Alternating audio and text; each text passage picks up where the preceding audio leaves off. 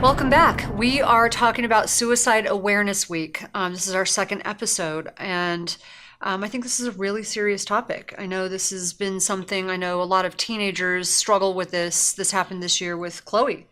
At school, they had a very dramatic event happen with one of the kids at school committing suicide, leaving a bunch of letters. And so this affects all of us. And I think this is really important to talk about. Why does this happen? I think in this episode, we're talking about the psychology behind it. Right.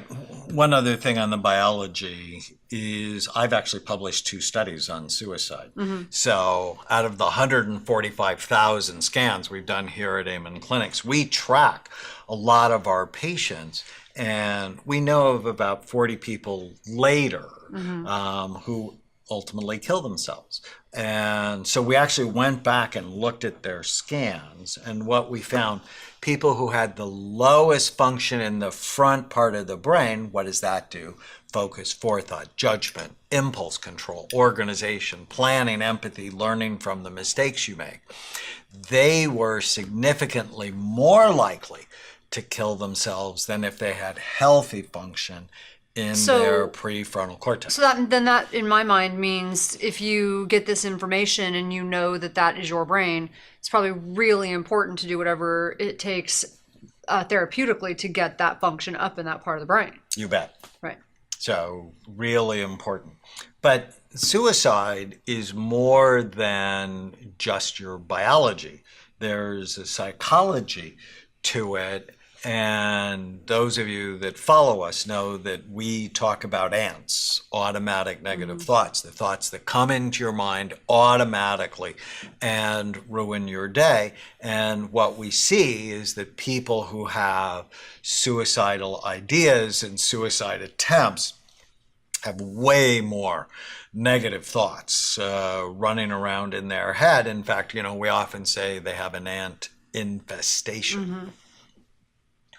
Yeah, no, it's true. So I want to talk about one thing, and that is what happens, like you're talking about psychology. So what happens with the psychology when you see these epidemics? Like you'll see a suicide epidemic occur.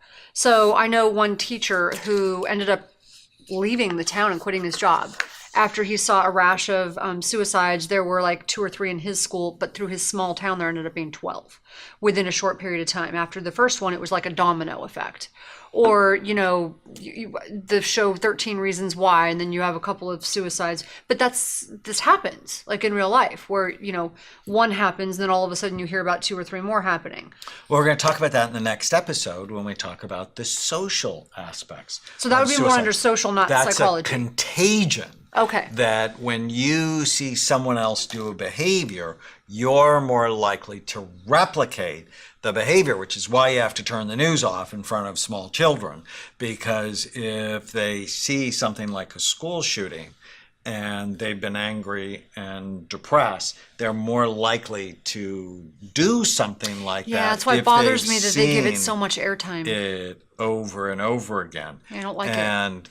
But suicide is often driven by distorted thinking. Let me tell you a story. When I first opened up the Amen Clinics in 1989, one of my favorite patients, I actually saw her a couple of times a week. Her name was Betty, and she was chronically suicidal. And she used to freak me out because, I care about my patients. I worry. I don't want anybody killing themselves. That upsets me because, my job is to prevent that, to help them. And every time she would start with the most vile, violent, wicked way of killing herself. And she'd describe it to me in great detail. And every session with her, my heart rate was elevated because I was so upset about it. And then when I started scanning brain, she had low activity in the front part of her brain. And I hadn't figured it out until I scanned her. She has adult ADD. And she was using the negative thoughts and my reaction as a stimulant. So she was thinking about the most violent ways she was going to kill herself. And one day I looked at her, I said, "You're no more going to kill yourself than I am." And she goes, "What?" And I said, "You have 5 children. You love them. I know you love them.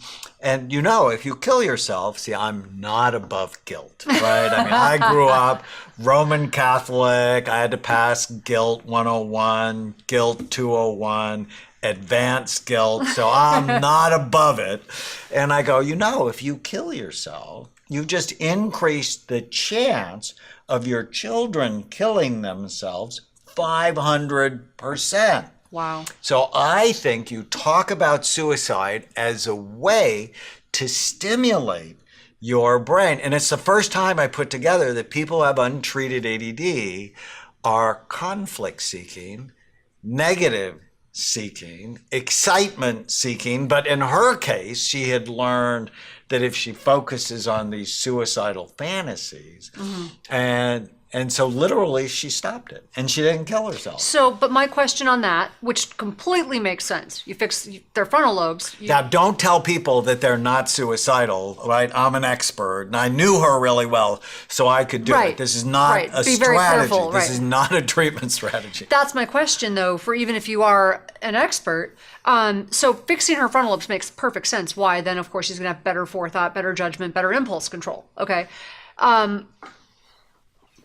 But does that actually help with what we were talking about, the psychology of her then not being actually suicidal? Like actually not feeling these negative urges? Well, for the psychology part, what we want you to do is when you feel mad or sad or nervous or out of control, write down what you're thinking. So important. And learning how to correct the automatic negative thoughts that go through your mind.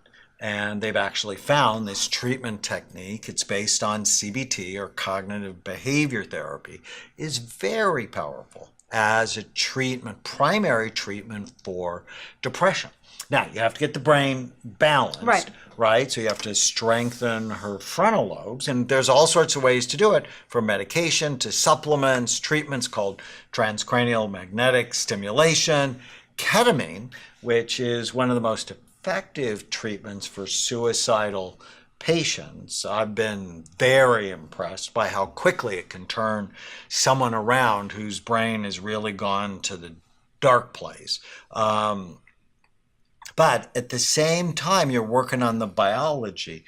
You have to work on the psychology or disciplining your mind to feel better. Right. Okay. So here's my question as somebody who's been really depressed, not suicidal, but really depressed. It's one thing if someone is actually voicing it and you know they're depressed, like you know what's going on. I mean, it's not hard to spot someone who's depressed. But if for a lot of people who are depressed, I know, like in my case, I didn't want to talk. I didn't want people to know. Like you try to hide. So you're not talking about it. You don't want to share it because you don't even know what's wrong with you. You think it's your fault. You think you're lazy. All these weird thoughts go through your head. So you're really not talking about it to people. You're kind of hiding. It's almost like a shame thing. Well, and a lot of people do. I don't think many people do you knew do? that Anthony Bourdain was so depressed that he would kill himself. Now, it's very important to understand that people kill themselves often when they're drinking. Because, you know, say they've had the negative thoughts. Drops judgment. And like I said, suicidal thoughts are actually pretty common, right? Or but drugs. if So you drugs would have make sense the too then. thought, I want to die, and then you drink a 6-pack of Bud Light, it drops your frontal lobe, so you act not thinking makes sense. about, if I do this, it's going to devastate my parents. So we're back to biology, psychology. Biology, psychology, all these 4 circles work together all the time. Right. Or in my case, like even having low thyroid, just made it impossible for me to focus. Right. And so when your thyroid's low, the ants are high.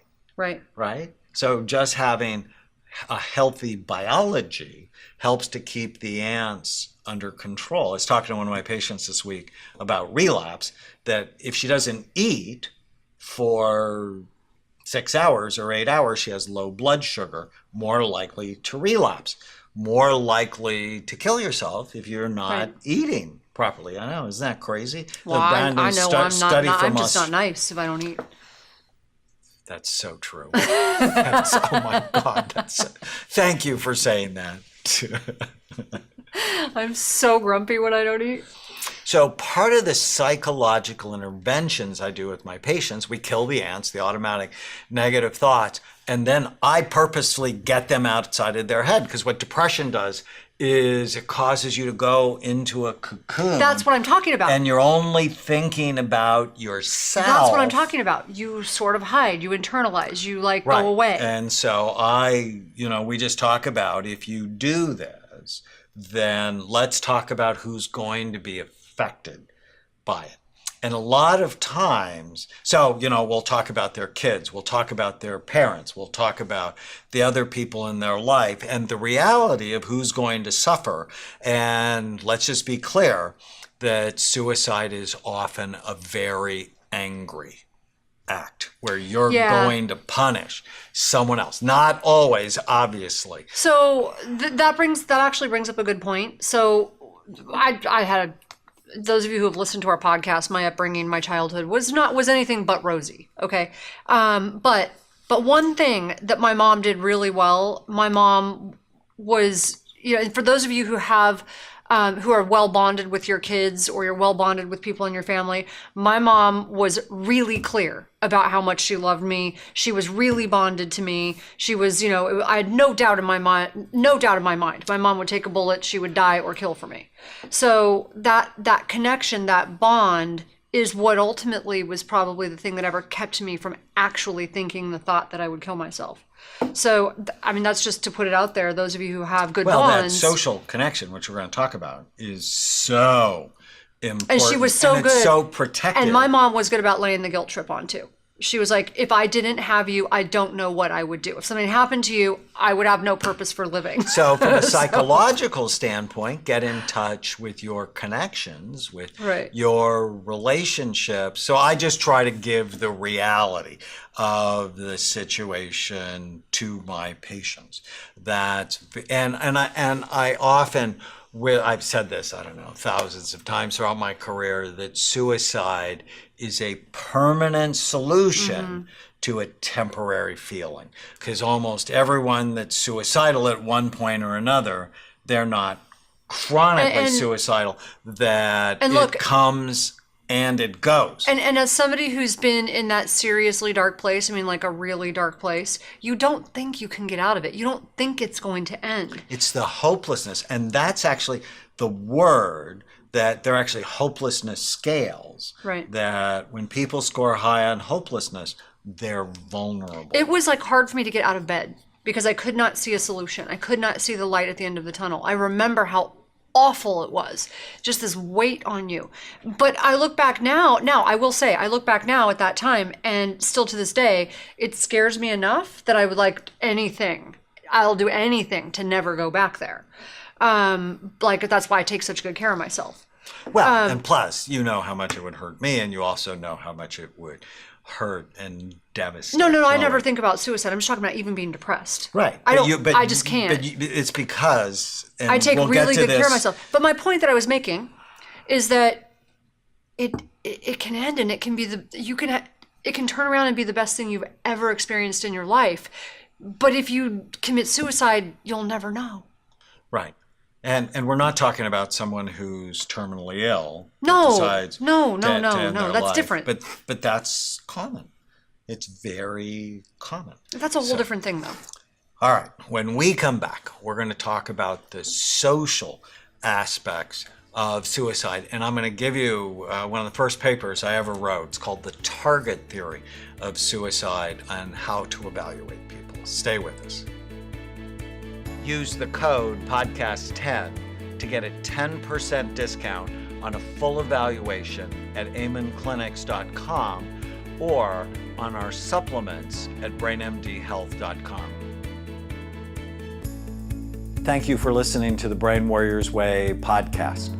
Go to iTunes and leave a review, and you'll automatically be entered into a drawing to get a free signed copy of the Brain Warriors Way and the Brain Warriors Way cookbook we give away every month.